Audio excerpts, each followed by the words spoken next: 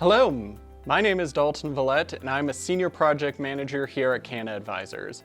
I'm so excited to be diving into community impact today. A little bit about myself.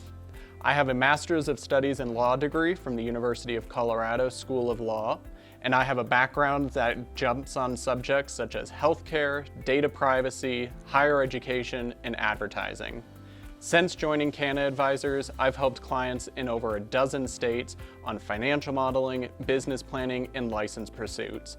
And one of the most important things that we've discovered in our line of business is having a robust community impact plan. So that's what I'm going to be talking with you about today.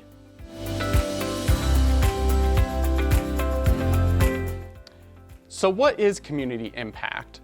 Defined broadly, community impact is how you improve your surrounding community. This can be applicable in both the cannabis space and the non-cannabis space. And we have seen several successful community impact activities in both non-cannabis industries and cannabis industries. At a more granular and specific level, we see community impact focusing on the area that you're going to be doing business and actively working to reduce the often still ingrained prejudices and misconceptions about cannabis operations by giving back to your community. This can be done at a town level, city level, community level, or even across the entire state that you're going to be operating in. It just depends on what specific activity you're going to be doing and what you plan to roll out with your community impact plan. Oftentimes, to secure and maintain a cannabis business license, you need to have a community impact, and you need to showcase upon license renewal that you are actively engaging with that community impact plan. We're going to go into some state-specific details later. But broadly, we want you to understand that giving back doesn't just make sense from a licensing or legal standpoint, but from a business and financial standpoint as well. This is one of the most important state requirements that we often see, and it's vital to know and appreciate how you can be a good neighbor in your community. So what are some examples of community impact? People oftentimes feel intimidated with this notion and feel that they can't engage in community impact activities from a financial or a time standpoint. The good thing is you don't have to worry about either of these aspects because there are creative solutions to both. You can be involved in your community without having to spend boatloads of money, and you can give back without having to worry about spending all of your business time and resources on this. One of the most simple examples that you can do is joining your local Chamber of Commerce. You can also close shop for a single day and engage in a day of service. This is where you could partner with a local nonprofit organization or another cannabis business to engage in any sort of service-related activities. And you can also coordinate hosting events with various politicians or local officials to showcase what your facility is going to be like or what its current operations are like. From here, we're going to break down community impact further into 3 distinct categories and come up with a couple of different ideas on how you can address each of them. These are political community impact, commercial community impact, and voluntary community impact. This very first section of community impact is focusing on politics. Now, politics can be a touchy subject for a lot of people, and with it being a presidential election year, this is often an exhausting endeavor. But politics is important to address in this industry as it deals with a product that's still federally illegal. Politics can also play a hand in securing your license. We've seen countless examples of well-qualified and prepared businesses stumble at a municipal or county level thanks to zoning issues, code enforcement setbacks, and more. Issues that could have been avoided with a more robust community impact plan. When you're thinking about how you can engage with local politicians and local town or county staff, there's a couple of examples on how you can engage in an ethical and supportive nature. One of the ideas is attending an applicable local board or council meeting. You can be a vocal advocate and maybe one of the only voices in your neighborhood supporting cannabis. Getting your name out there, attending town boards or planning commission meetings can go a long way to establish yourself as a reputable voice in the cannabis space. You can also offer tours of your location that you want to be operating out of. This doesn't have to be a completely built out facility. You can highlight some of the ideas that you want to have that will be necessary to get proper zoning or code enforcement done. This will also just have a more tangible impact on these potential elected officials, and we all know politicians love being able to showcase that they're meeting with constituents. It's essential in many cases to be on good or friendly terms with local code enforcement officers. We all know that having a smooth relationship with code enforcement officers just makes the entire process at a more local level that much smoother.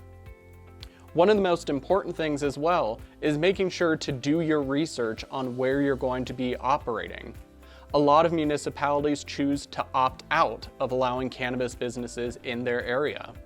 We all think about California as being a massive state for cannabis businesses, but did you know 44% of California does not allow cannabis business operations in their counties?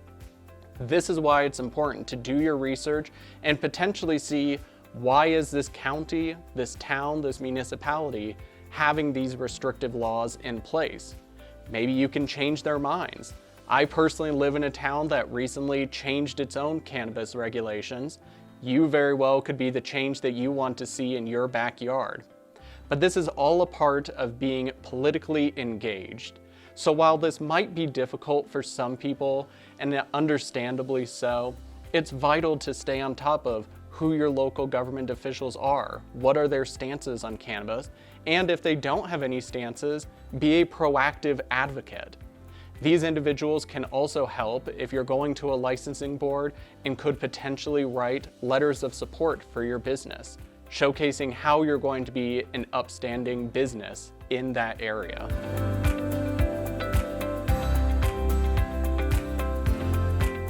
This subject is going to be looking at the commercial side of having a community impact plan. Your goal in pursuing a cannabis business license is going to be running a successful business. That seems simple enough, but others who have run and operated businesses in the past in cannabis and non-cannabis fields will share with you that this is no walk in the park.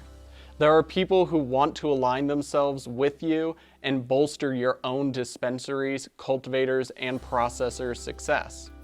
As cannabis is still often viewed with prejudice and stigmas for large portions of the population, it's vital to set yourself up early as a reputable and trustworthy business partner, and to have that as a key tenet for success. One of the early things that you can do is reach out to businesses you know you're going to be interacting with. This can be done through a variety of different approaches. One easy one is to join your local chamber of commerce. Sometimes you can do this just as an individual, other times you'll need to have a business license. But this will expand your network for businesses that you might be physically located nearby or have potential connections with to support financially or open up collaborative relationships with. This can also be a great tool to open up your pool of potential patients or customers. You never know what type of work you might need done when it comes to vendors. So oftentimes, states will require certain businesses to be disclosed in the application and licensing process.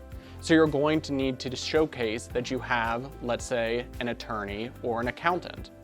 Why not think about this from a local perspective and make sure you have an attorney or an accountant who is someone from your neck of the woods? This will highlight your own commitment to local support and bolstering the community you're going to be owning and operating your business out of. And finally, one of the most important things that you can do from a commercial side of things is looking at how you're going to maintain the pool of customers in your area. It's great to have a customer come in the door and make a purchase, but you want to have them as a repeated customer. This can be done through newsletters, newspapers, journals, a lot of different publishing outlets from a local perspective. It's vital to make sure that you support local industries, and one of the most important ways to get out there is through advertising in local media outlets. Make sure you do your research in this area on the state's advertising and marketing allowances, but you can find creative solutions to getting the word out there by having press clippings, by having educational materials in local papers, and making sure people are continuously aware of different activities, events, sales, or product launches that you might be having with your business. This is also an excellent way to showcase any sort of hiring or employment opportunities, because these are the individuals you'll want to be staffing in your location. People who know the area and who are familiar with other customers who can potentially bring in their own friends and family to your business. All of these are essential tenets to key successes from a financial and business standpoint, and also from a community impact standpoint as well. This area is going to be focusing on volunteering. Volunteering is one of the best and most effective ways to engage with your community. This can be done on your own, or as is often the case, by partnering with a nonprofit organization which may specialize in a specific niche field of community service. This can include nonprofit organizations focused on expungement, employment opportunities, and education. We always recommend aligning yourself and joining any and all cannabis and hemp-focused groups that can build connections and help with brainstorming additional volunteer ideas. Some examples of groups that you may join right now include NCIA and NORML. Here you can also have employees give back by doing days of service. During Giving Tuesdays in Novembers, employees and businesses often make financial contributions to different nonprofits that are close to their heart.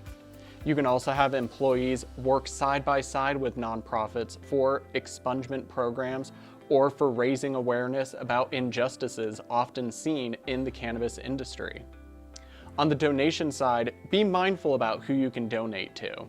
We always encourage cannabis or justice reform-focused groups, but you want to be mindful about larger national or international nonprofit organizations because they may not be in a legal position to accept donations from a cannabis business. This is why it's vital to think locally. Not only does that directly support the community that you're in, this is also the best course financially and legally. So when thinking about partnerships with nonprofit organizations, volunteering, and giving back in your community, think smaller. Think about organizations that are maybe even founded and based in your city or county or in the state itself, as opposed to larger organizations which just unfortunately might not be in a position to work alongside or accept financial donations from a cannabis-focused business.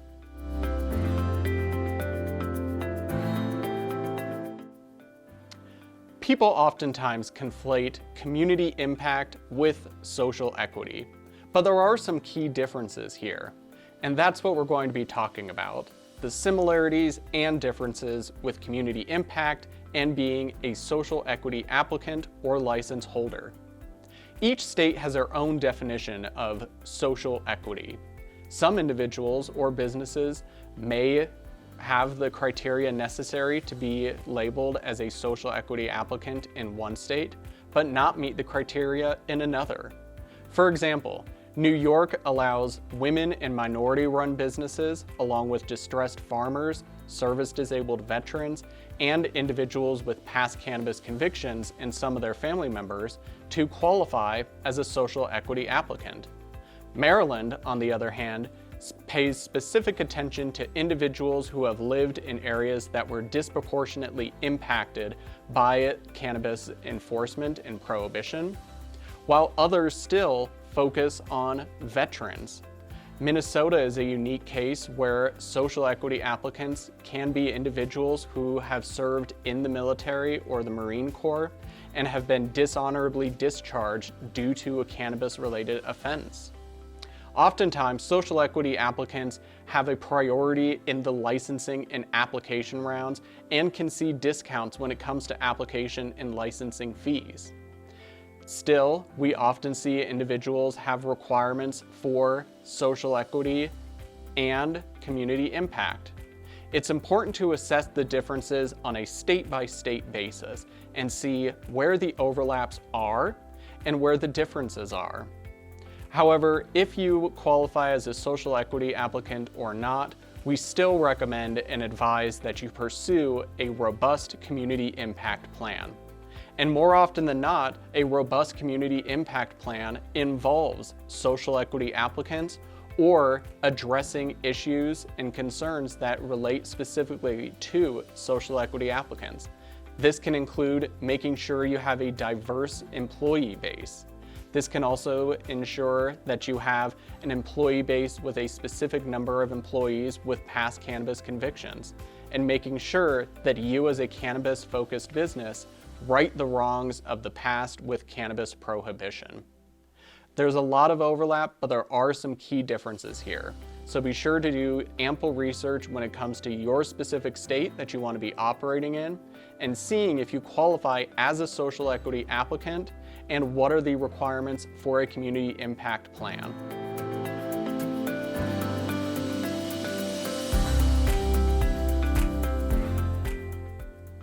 One of the most exciting states that we're looking at operating in is Delaware. Delaware is in the midst of its application and regulation period, and we're excited to see May come along when the first application round is going to be opening up. That's just a few months away, so now is the ideal time to start preparing and laying the groundwork for your own community impact plan. We're going to look at social equity first and see how these applicants specifically will meet criteria to apply and what licenses are going to be available in the immediacy. This includes 10 small micro-business and cultivation licenses and 10 larger cultivation licenses, those that are going to be over 2,500 square feet in the very first licensing round this May. Now, there will be a limited number of social equity licenses for processors and retailers, but those will come at different stages throughout 2024. To be eligible as a social equity applicant, individuals will need to be either an applicant with a majority ownership being held by individuals who have lived in a disproportionately impacted area for at least 5 of the last 10 years, or having a majority owner who has been convicted of or being married to an individual with a past cannabis conviction. On top of this, Delaware will be prioritizing applicants that show that they can provide the following employee benefits in their workforce and considerations on a living wage, health insurance coverage, sick and paid leave, and a focus on diversity in hiring. With all of this in mind, and with a comprehensive application window opening up shortly, now is the ideal time to start thinking about whether or not you qualify as a social equity applicant and how you can build out your community impact plan to address some of these hiring and retention policies, such as maintaining a diverse hiring base and having different benefits for the employees in your workforce. Thank you so much for joining us today on this experience through community impact. Please don't hesitate to reach out to us at Canna Advisors for any needs of yours in the cannabis space. This includes hourly consults, business planning, financial modeling, or license pursuits. There are countless states on the horizon, from Kentucky to Ohio to Delaware, and other states that are well on their way to building out their adult use program, such as New York, which will have many opportunities for individuals in the coming weeks and months ahead. Please don't hesitate to reach out to Canna Advisors, and we'll be happy to address any and all of your cannabis-related questions.